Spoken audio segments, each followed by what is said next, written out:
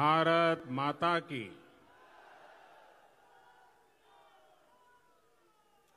विश्व विख्यात ज्ञान तथा मोक्ष के पवित्र नगरी के हम नमन कर ही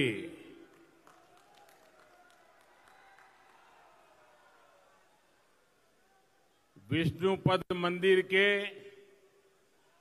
गौरवशाली वैभवशाली भूमि पर अपने सबके अभिनंदन करित ही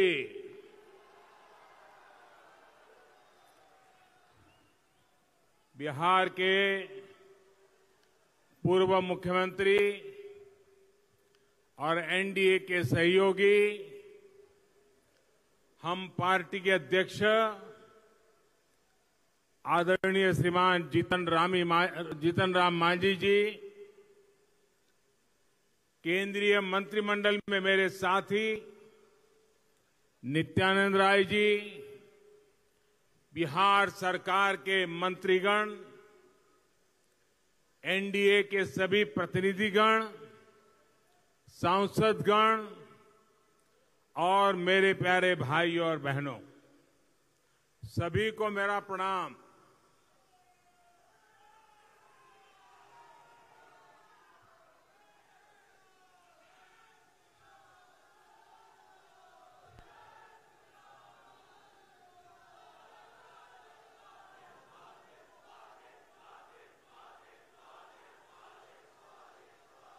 आज यहां मंच पर मेरे साथ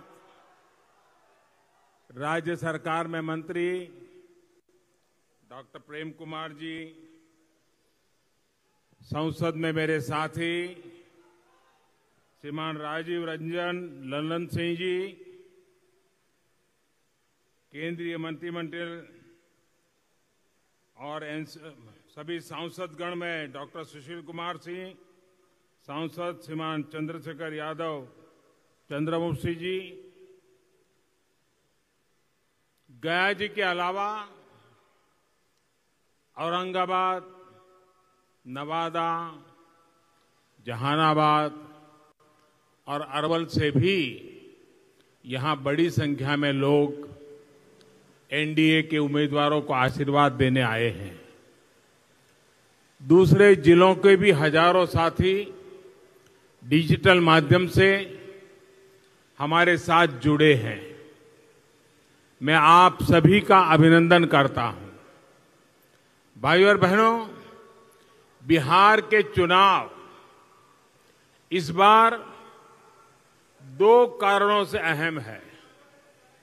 एक तो कोरोना महामारी के बीच ये दुनिया का पहला बड़ा चुनाव है जहां इतनी बड़ी संख्या में मतदान होने वाला है। इसलिए नजर इस बात पर है खुद को सुरक्षित रखते हुए बिहार लोकतंत्र को मजबूत कैसे करता है। दूसरा, ये चुनाव इस दशक में बिहार का पहला चुनाव है। एनडीए की जीत के साथ ये चुनाव इस दशक में बिहार की भूमिका को और मजबूत करेगा। साथियों, 90 के दशक में बिहार के लोगों ने यहां के लोगों का कितना अहित किया गया, बिहार को अराजकता और अव्यवस्था के किस दलदल में धकेल दिया, ये आप में से अधिकांश ने अनुभव किया है।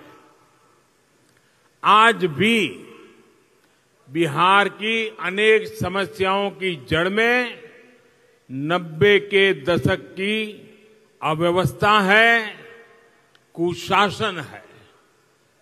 यहां अनेक युवा साथी हैं जो पहली बार वोट डाल रहे हैं या जिनका जन्म नई सदी में हुआ है। आपको अंदाजा नहीं है कि बिहार ने कितना लंबा रास्ता तय किया है। आज आप एक नए बिहार को बनते देख रहे हैं। बिहार में नई व्यवस्थाओं को बनते देख रहे हैं। लेकिन एक समय था जब बिहार में इसकी कल्पना भी नहीं की जा सकती थी। ये वो दौर था जब रेलवे स्टेशन पर रात में उतरने के बाद लोग सुबह होने तक अपने घर नहीं जाते थे। सारी सारी रात स्टेशन में ही बैठे रहते थे।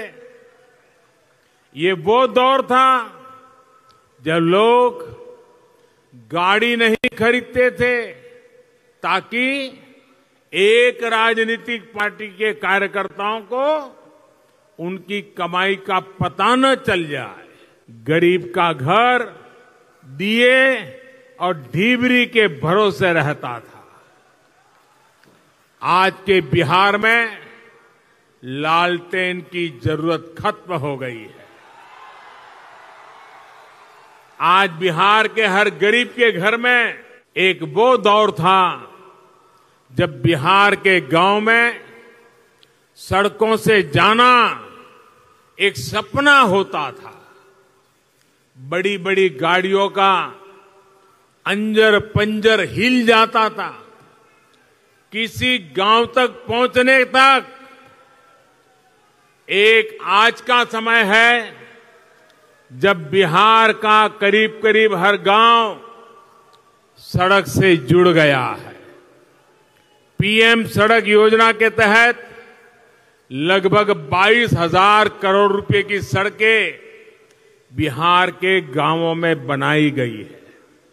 साथियों, आज बिहार के engineering college, medical college, IIT, IIM जैसे संस्थान खोले जा रहे हैं। यहां बोध गया जी में भी आईआईएम खुला है जिस पर सैकड़ों करोड़ रुपए खर्च किए गए हैं। वरना बिहार ने वो समय भी देखा है जब यहां के बच्चे छोटे छोटे स्कूलों के लिए भी तरसते थे। साथियों, गया जी का ये पूरा क्षेत्र भारत के ज्ञान, आस्था और अध्यात्म का केंद्र रहा है।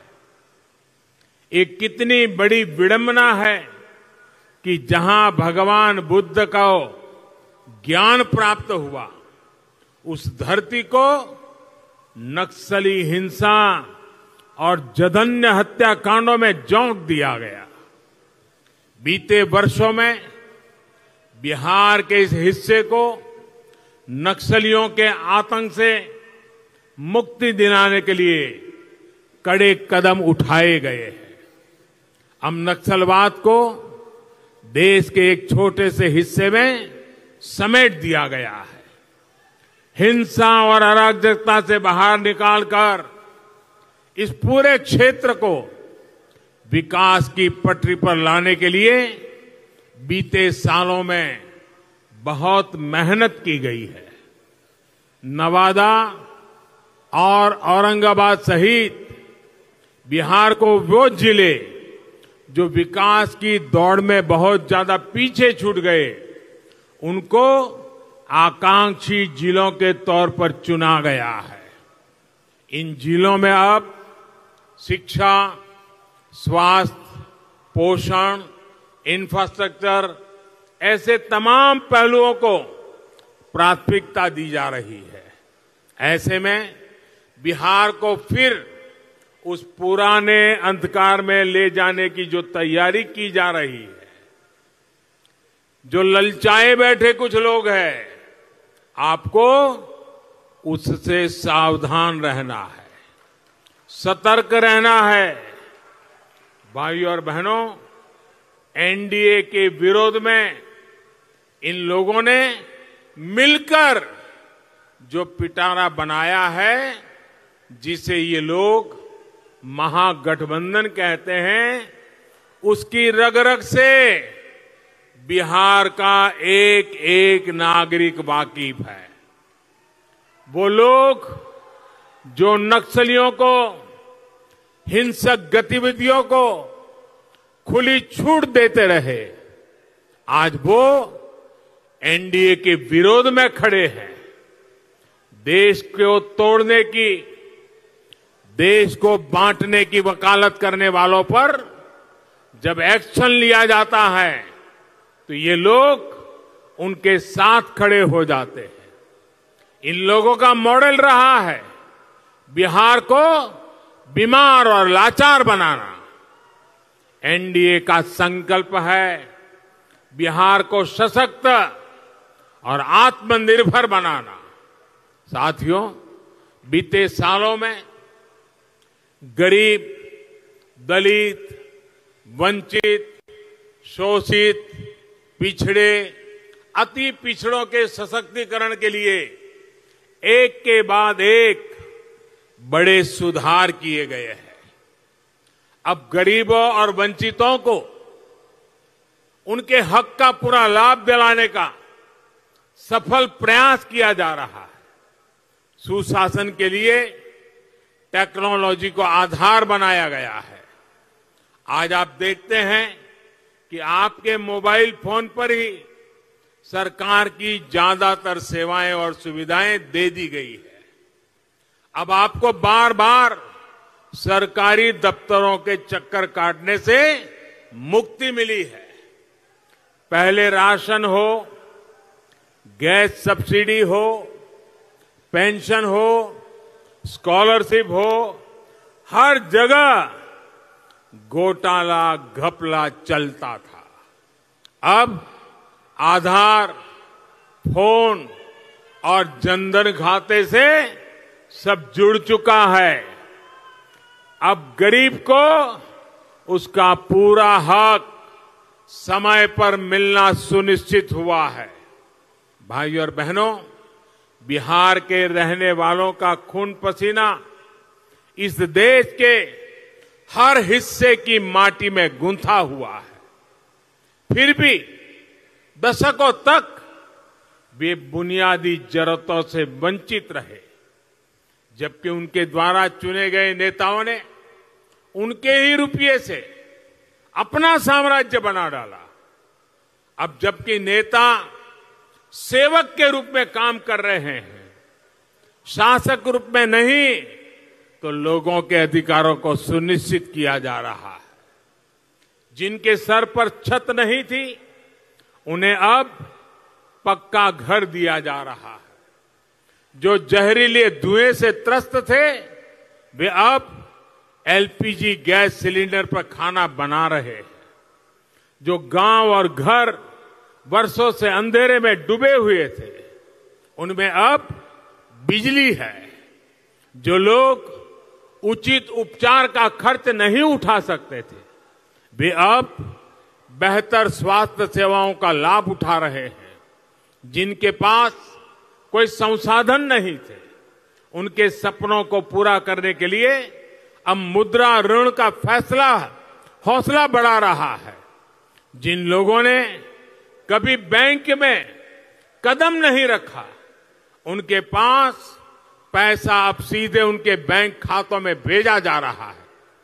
कोरोना के इस संकट काल में भी आपने देखा है कि कैसे इसकी मदद से गरीबों के बैंक खातों में, किसानों के बैंक खातों में सीधे पैसे ट्रांसफर किए गए। साथियों, टेक्नोलॉजी ने बिहार में भी अपनी ताकत दिखाई है कि कैसे वो गरीब सशक्त करने का काम कर रही है। अब बेईमानी करने वाले को 100 बार सोचना पड़ता है।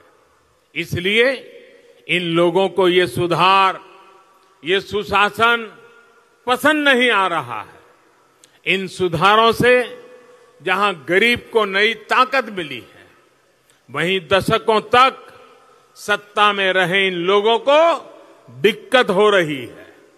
यही कारण है कि आज वो हर सुधार, हर रिफॉर्म का विरोध करने में जुटे हैं। साथियों, कुछ दिन पहले ही केंद्र सरकार ने भारत के गांवों के लिए बहुत बड़ी योजना की शुरुआत हुई। इस योजना में भी टेक्नोलॉजी की बहुत बड़ी भूमिका है और इसका नाम है स्वामित्व योजना। इस योजना के बाद गांव के लोगों को भी गांव की जमीन पर बने घर का मालिकाना हक मिलेगा, कानूनी दस्तावेज मिलेगा। स्वामित्व योजना हमारे गांवों में अनेकों विवादों को समाप्त करने का बहुत बड़ा माध्यम बनेगी। स्वामित्व योजना के तहत मिलने वाला प्रॉपर्टी कार्ड गांव के लोगों को बिना किसी विवाद के प्रॉपर्टी खरीदने और बेचने का रास्ता साफ करेगा। प्रॉपर्टी कार्ड मिलने के बाद गांव के लोग अपने घर पर कब्जे की आशंका के बगैर कहीं पर भी आ जा सकेंगे। प्रॉपर्टी कार्ड मिलने के बाद गांव के घरों पर भी बैंक से आसान लोन मिल पाएगा। बिहार चुनाव के बाद एनडीए सरकार बनने के बाद इस योजना को बिहार में भी लागू किया जाएगा। अभी 6 राज्यों में पायलट प्रोजेक्ट प्रारंभ किया है। साथियों, जिन लोगों ने बिहार को बर्बाद किया, उनकी राजनीति गरीबी, अभाव, शोषण के खाद पानी से ही फलती फूलती रही है। अगर गरीब, वंचित, दलित, पिछड़ा, अति पिछड़ा, आदिवासी सशक्त हो गए, आत्मनिर्भर हो गए, तो उनकी कौन पूछेगा? उनकी पूछ कैसे होगी? लेकिन मैं आपको आश्वस्त करता हूं, ये लोग कुछ भी कर लें, बिहार ने अब सुधार की राह में रफ्तार पकड़ ली है। इसे धीमा नहीं होने दिया जाएगा। अब हमारा फोकस इस पूरे क्षेत्र के इंफ्रास्ट्रक्चर को आधुनिक बनाने और तेज करने पर है। पटना गयाजी डोभी 4 लेन सड़क हो, किऊल से गयाजी के रेलखंड का दोहरीकरण हो, सभी पर तेजी से काम चल रहा है। विशेष रूप से पानी की कमी से हमारी बहनों को, हमारे किसानों को होने वाली परेशानी को दूर करने के लिए प्राथमिकता पर काम हो रहा है। प्रधानमंत्री कृषि सिंचाई योजना के तहत बिहार में बीते 5-6 सालों में 23,000 हेक्टेयर, उससे भी ज्यादा भूमि को सिंचाई के दायरे में लाया जा चुका है। मोक्ष और जीवनदायिनी फल्गु नदी के जीर्णोद्धार के लिए भी हर जरूरी उपाय किए जा रहे हैं। भाइयों और बहनों, लोकसभा चुनाव के दौरान बिहार की बहनों से मैंने कहा था कि आपको पीने की पानी की समस्या का समाधान देकर रहेंगे। इस दिशा में जल जीवन मिशन के तहत तेजी से काम चल रहा है। बिहार में नीतीश जी की सरकार के साथ मिलकर कोरोना काल में भी 60 लाख से ज्यादा परिवारों को ये सुविधा दी जा चुकी है। अगले कुछ वर्षों में बिहार देश के उन राज्यों में होगा जिसमें हर घर में पाइप से पानी की सप्लाई होने लगेगी। वैसे पानी जैसे अहम विषय पर भी बिहार में किस तरह काम होता रहा है, इसका बहुत बड़ा उदाहरण रही है उत्तर कोइल परियोजना। 4 दशक पहले, सोचिए 40 साल, 4 दशक पहले इस पर काम शुरू हुआ था। इतनी सरकारें आई और चली गई, लेकिन वो काम कभी अटकता रहा, कभी लटकता रहा, कभी भटकता रहा, उसका काम पूरा नहीं हुआ। 40 साल के बाद नहीं हुआ। उत्तर कोयल परियोजना को पूरा करने का काम एनडीए की सरकार ने ही किया है। इससे गयाजी समेत इस क्षेत्र के कई जिलों में हजारों हेक्टेयर भूमि को सिंचाई की सुविधा मिली है। साथियों, दुनिया में कोई भी जगह हो, लोग वहां जाना पसंद करते हैं जहां उन्हें जरूरी सुविधाएं मिले। टूरिस्ट वहां जाना ज्यादा पसंद करता है जहां और सुविधाओं के साथ साथ मोबाइल नेटवर्क भी अच्छा हो, इंटरनेट अच्छा हो, सड़कें अच्छी हो, रहने का इंतजाम अच्छा हो। इन्हीं सब बातों को ध्यान में रखते हुए बौद्ध सर्किट योजना के तहत बौद्ध गया जी में भी जरूरी सुविधाओं को बढ़ाने पर जोर दिया जा रहा है। बोध गया जी में अंतर्राष्ट्रीय स्तर का एयरपोर्ट बनने के बाद तो यहां आने वाले टूरिस्टों को और ज्यादा आसानी होगी। एनडीए सरकार कुशीनगर में भी इंटरनेशनल एयरपोर्ट बनवा रही है और जब कुशीनगर और बोध गया जी के बीच संपर्क बढ़ेगा तो इन दोनों पवित्र स्थान जब हवाई मार्ग से जुड़ेंगे तो इसका लाभ गया जी में रहने वाले लोगों की भी होगा। बुद्धिस्ट टूरिस्ट आसानी से यहां आएंगे और जगह पे भी जा पाएंगे। यहां अंतर्राष्ट्रीय स्तर की सुविधाओं का निर्माण तेजी से किया जा रहा है। साथियों, जिन आशाओं और अपेक्षाओं के साथ आपने केंद्र में हमें अवसर दिया, उनको तेजी से पूरा करने के लिए बिहार में फिर भाजपा, जेडीयू, हम पार्टी और वीआईपी पार्टी का गठबंधन यानी एनडीए सरकार जरूरी है। श्रीमान नीतीश जी की अगुवाई में यहां बेहतर तालमेल वाली, तेजी से काम करने वाली सरकार बने, इसके लिए आपको मतदान जरूर करना है। हां, इस बार कोरोना संक्रमण से बचने के लिए बहुत सारी सावधानियां हमें रखनी है। आपको वोट इसलिए जरूरी है, ताकि बिहार फिर से बीमार न पड़ जाए। सतर्कता इसलिए जरूरी है ताकि आप और आपका परिवार बीमारी से बचा रहे। एक बार फिर भारी संख्या में यहां आने के लिए, एनडीए को आशीर्वाद देने के लिए मैं आपका बहुत बहुत आभार व्यक्त करता हूं।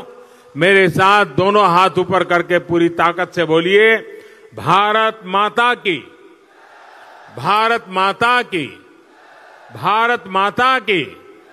बहुत बहुत धन्यवाद।